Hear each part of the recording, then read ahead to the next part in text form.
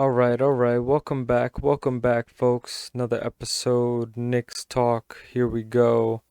Wanted to give you guys a quick one just to see what's going on.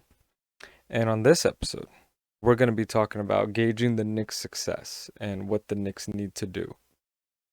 First things first, need to take wins seriously, and they have to make sure games are won with comfortable leads. No more cardiac Knicks.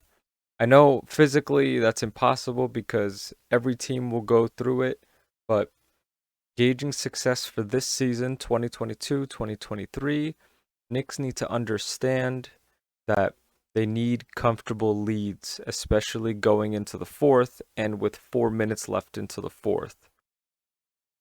Losing games at that point is extremely disheartening. That's the first thing. The second thing, which I have on the graphic as you guys see on the thumbnail, is teams like Philadelphia, teams like Miami, teams like Charlotte, teams like the Oklahoma City Thunder. You know, even though Oklahoma City, they kind of lost their first round pick, not a big deal. They still got a bunch of dudes. They still got Josh Giddey. They still got SGA at the time of this recording. Philadelphia is probably going to be very hard because they got a whole bunch of people, and this is their opportunity.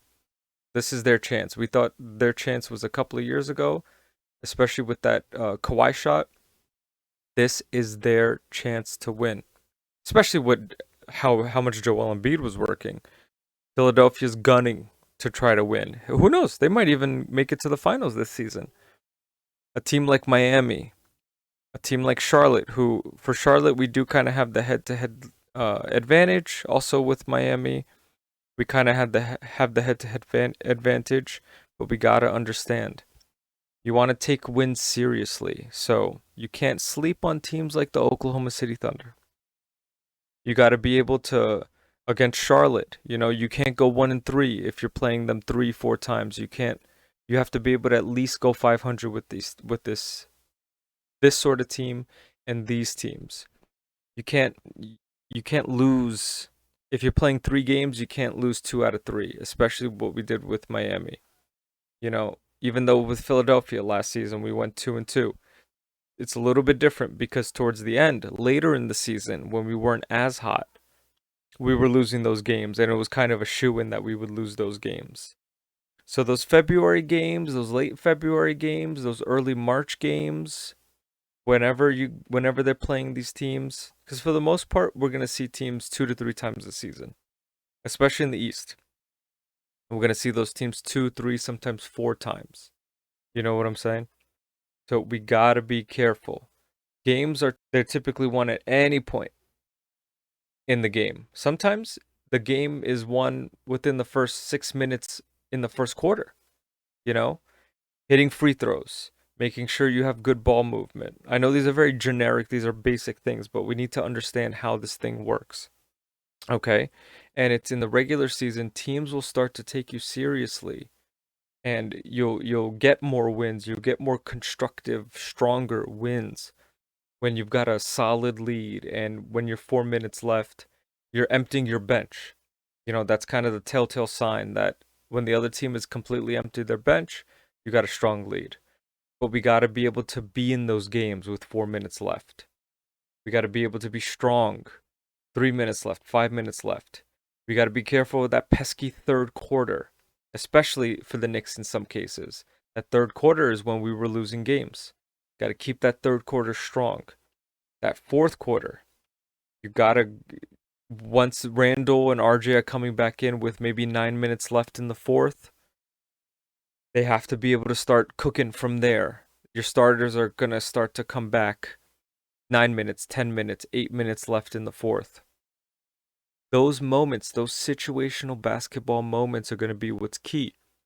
What they do during a timeout is gonna be very important. The play leading out of a timeout. Greg Popovich does a wonderful job doing plays outside of a timeout when you're taking it from the side or the bench and you're inbounding the ball.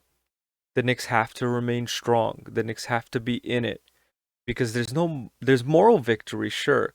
Kind of like how Fizdale used to say, which I don't agree with at all. But hey, at least we won 3 quarters. But no, You got to win. Win, wins. Winning cures a lot.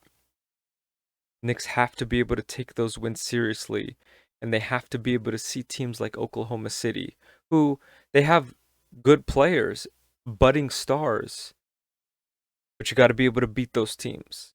You see teams like Philadelphia, if you can take 2 out of 4 like they did last season, especially late in the games, especially late in the season, you got to be able to take those teams.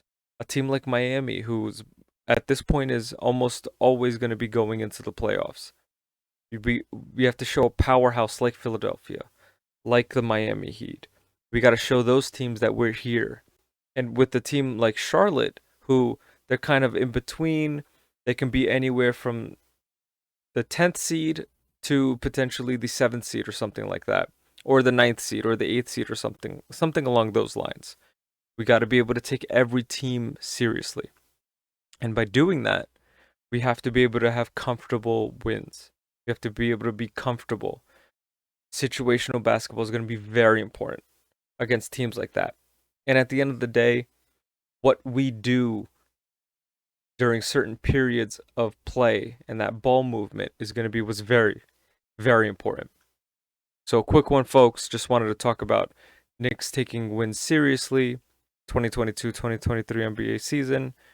We're trying to avoid cardiac Knicks. I repeat, we are trying to avoid the cardiac Knicks as much as possible. Ball movement, make your free throws.